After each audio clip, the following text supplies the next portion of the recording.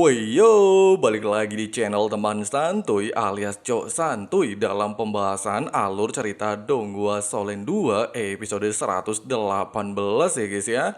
Sebelum masuk ke alur ceritanya, kita rekap dulu sedikit aja episode sebelumnya.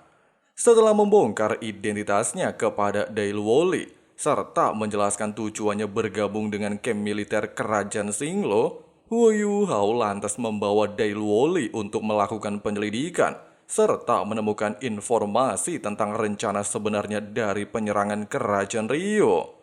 Tapi sayangnya, Putri Jiu Jiu tidaklah mau mendengarkan saran dari Adipati Daihao untuk melakukan penyelidikan lebih dalam.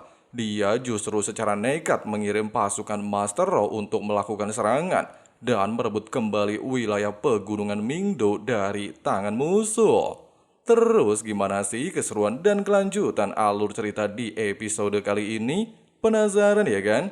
Jadi langsung aja simetriskan pandangan kalian. Inilah waktunya kita baku hantam.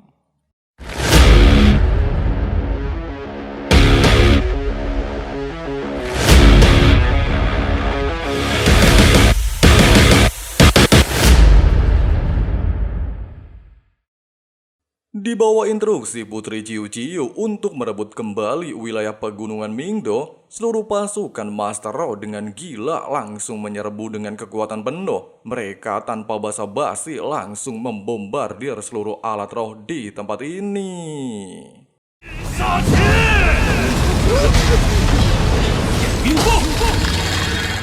Melihat gempuran pasukan Singlo benar-benar sangat brutal dan tidak ada habisnya, serta cadangan botol pemulihan pasukan Ryu telah habis, Huo Yuhao bisa melihat dengan jelas kalau pasukan kerajaan Singlo berada di atas angin. Bahkan mereka terus-menerus melakukan serangan tanpa henti. 平楚良浩进，他们已经是强弩之末了。双强眼破，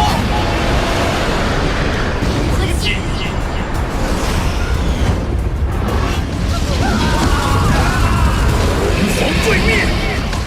Di saat Putri Jiu Jiu beranggapan merebut kembali wilayah pegunungan Mingdo berjalan lancar serta bisa menarik perhatian komandan musuh untuk mengirim bala bantuan sehingga penyerangan kerajaan Tianhun bisa berakhir, Huo Yuhao tiba-tiba saja merasakan bahaya besar dari mata takdirnya sehingga dia segera putar balik menjauhi puncak utama Gunung Mingdo.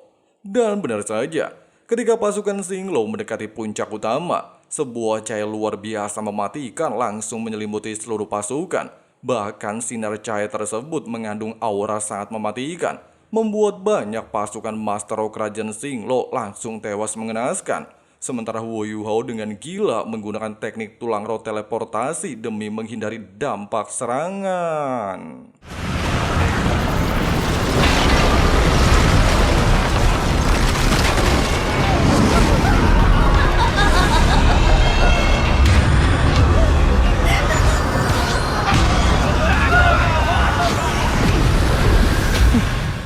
Melihat serangan barusan sangat mengerikan dan mampu memusnahkan lebih dari setengah legiun Master Roh, jelas membuat Yuho ketar-ketir bukan main dan bertanya, kenapa jagoan Abang Frank sekuat ini? Jika sebelumnya dia tidak mendapatkan peringatan dari mata takdir dan segera melarikan diri, dia pastilah akan langsung tewas mengenaskan. Sehingga membuat Yuho langsung bertanya-tanya, kekuatan seperti apa yang ada di puncak utama Gunung Mingdo? Hal yang sama juga dirasakan oleh Skydream. Jika Yuho sebelumnya terlambat menghindar, mungkin dia juga akan jadi sate panggang. Ucapan Skydream barusan langsung mengingatkan Huo Yuhao dengan perkataan guru Xuan Ziwen tentang master alat roh terkuat kerajaan Rio. Orang itu sangat mendekati level 10 dan hampir menjadi dewa alat roh. Bahkan selama 32 tahun. Orang itu berhasil membuat alat roh terkuat di benua yang disebut Pagoda Dewa Kematian. Jika alat roh tersebut muncul, baik matahari dan bulan akan langsung kehilangan cahaya. Sedangkan pencipta alat roh tersebut memiliki gelar Dewa Kematian alias Dolo Dewa Kematian Yesisui.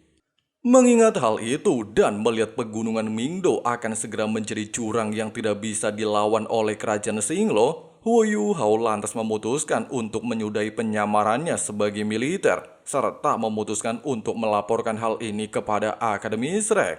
Sementara itu, melihat setengah pasukannya tewas, serta sebagian lagi terluka parah oleh insiden sebelumnya, jelas membuat Putri Juju merasa sangat terpukul.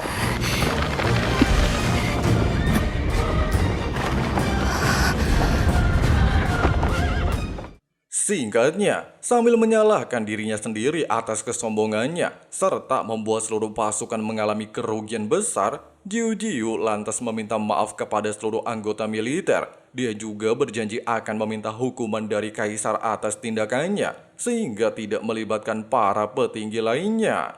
Hanya saja Dai Hao memintanya untuk tidak bersikap seperti ini.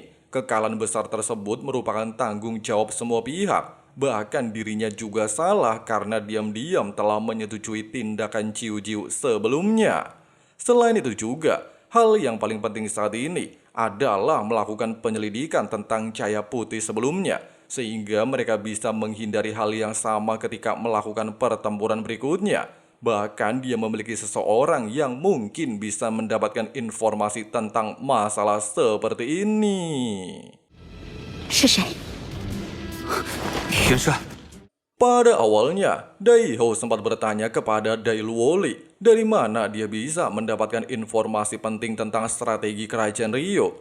Namun dikarenakan Luoli telah memiliki janji untuk tidak membongkar identitas Huo Yuhao, dia beralasan mengetahuinya sendiri. Sehingga Dai Hao langsung mengancamnya akan dihukum sebagai mata-mata jika tidak berkata jujur. Meskipun Dai Waheng sempat membela Dai Luoli dan memanggilnya dengan sebutan bapak, namun hal itu justru membuat Dai Hao murka. Dia menegaskan tidak ada hubungan anak bapak di dalam militer, hanya ada atasan dan prajurit. Mendengarkan hal itu, Dai Luoli lantas menjelaskan kalau orang yang membantunya memiliki niat baik dan tidak memiliki niat buruk. Seolah-olah mengetahui siapa sosok tersebut, Dai Hao lantas mengajukan beberapa pertanyaan, dari kekuatan tipe spiritual sampai tinggi dan postur tubuh, di mana semua pertanyaan tersebut memanglah sesuai dengan sosok Huo Yuhao, sehingga membuat Dai Luoli semakin ketakutan identitas Yuhao terbongkar.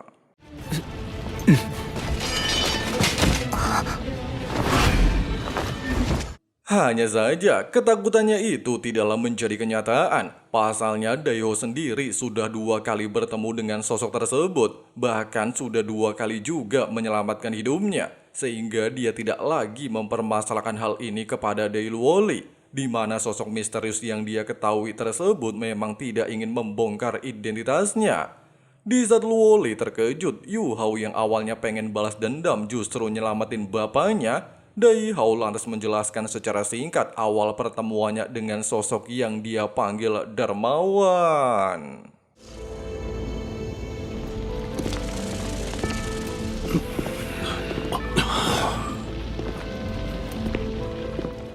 Di sisi lain, King Huo Yuhao akhirnya tiba di kota Shrek. Bahkan melihat ada seorang murid mengenakan pakaian seperti Wang Dong, membuat Yuhao semakin merindukan kekasihnya. Dia juga bertanya, kemana sih perginya Wang Dong?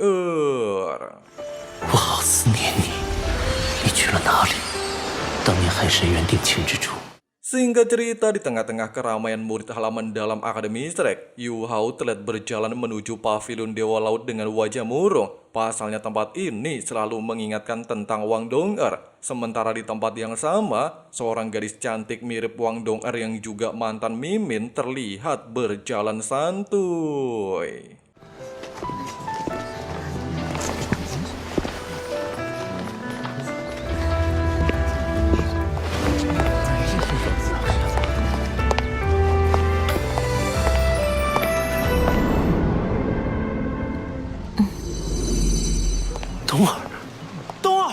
Melihat wajah cantik si gadis yang sangat mirip dengan Wang Dong'er serta agak-agak kayak Wang QR, membuat Huo Yuhao tanpa sadar langsung memeluknya dengan perasaan penuh kerinduan, membuatnya tenggelam dalam sukacita tiada tara. Namun sayangnya, si gadis langsung melepaskan roh pelindung dan melepaskan pelukannya dari Yuhao, bahkan langsung menunjukkan wajah marah dan siap dalam mode baku hantam. Di saat Yu Hao teringat kalau Wang Dong'er kehilangan ingatan dan mencoba untuk memperkenalkan dirinya, si gadis justru dengan jutek menegaskan kalau dia bukanlah Wang Dong'er melainkan Tang Wutong, anaknya Dewa Tangsan. 失去了一切记忆，怎么我冬儿被他父亲治好了？ Singkatnya, melihat Huo Yu Hao kembali, Elder Suan langsung menegaskan kalau dia mendapatkan informasi Kerajaan Tianhun telah diserang oleh Kerajaan Ryo. Bahkan meskipun Du Buxi telah bertarung mati-matian, dia akhirnya kalah setelah dikepung oleh beberapa master jahat, sehingga membuat Kerajaan Tianhun kehilangan beberapa kota. 马上召开海神阁会议。 Setelah mendapatkan laporan dari Yu Hao, Elder Suan akhirnya mengetahui kalau serangan kepada Kerajaan Xinglo hanyalah pengalihan, sedangkan target utama Kerajaan Ryo adalah Kerajaan Tianhun. Hanya saja para tetua menyarankan untuk tidak terlalu cepat ikut campur dalam perang. Mereka harus mempersiapkan diri, meningkatkan penyebaran menara jiwa, divisi Alatro dan juga Sekte Tang. Bahkan harus segera membentuk 3 Legiun Master Alatro. Pada saat yang sama, mereka juga harus memperkuat pertahanan kota Shrek, memanggil kembali lulusan divisi Alatro, dan melengkapi mereka dengan berbagai macam Alatro. Kemudian mencari informasi sebanyak mungkin dari garis depan sebelum mengambil keputusan. Bei menambahkan, Sekte Tang bisa melengkapi 500 Master Alatro, dari Alatro manusia robot, Alatro penjelajah medan, dan Alatro pendeteksi, serta sebagainya. Mendengarkan hal tersebut cukup bagus, Elder Suan lantas berniat memberikan nama salah satu legiun dengan nama Legiun Master Alatro Sekte Tang. Dia juga meminta Bei untuk memilih anggota di atas tingkat Kaisar Jiwa, serta akan langsung dibantu oleh Dekan Lin Qian Dodo, dan juga Dekan Yan.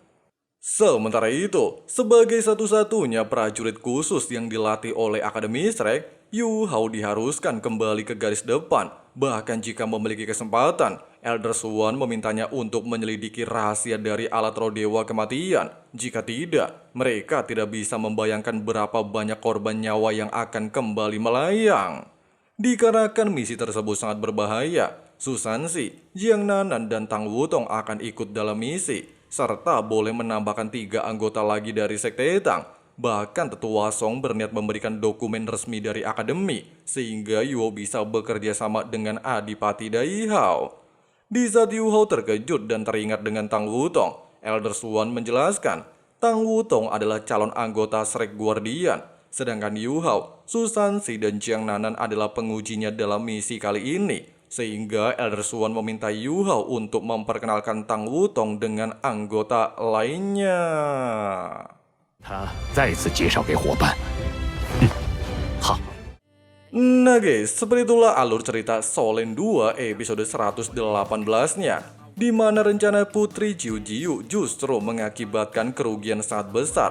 Pasalnya ternyata Doulo Dewa Kematian alias Ye Sui Sui menjaga puncak pegunungan Mingdo. Bahkan dia memiliki Alatro Dewa Kematian yang mampu menghabisi ratusan Master Roh hanya dalam 1 kali tembakan. Dan di akhir episode juga, Tang Wutong alias Putri Dewa Tangsan akhirnya menunjukkan diri ya guys ya. Nah, buat teman-teman yang masih penasaran sama kelanjutannya alias spoiler episode 119, kalian bisa langsung klik link di kolom komentar. Oke lah, makasih banyak buat teman-teman yang udah nonton sampai habis. Di sini Abang Frank si Ketua Sekte undur diri dulu. See you and bye. Bye. I know you told your friend you're not okay. And tell me what's wrong and why you never said you felt that way. Guess you're trying to stay strong and fake a smile until I look away. But I've known you too long, it hurts to watch your blue eyes fade to gray as you fade away.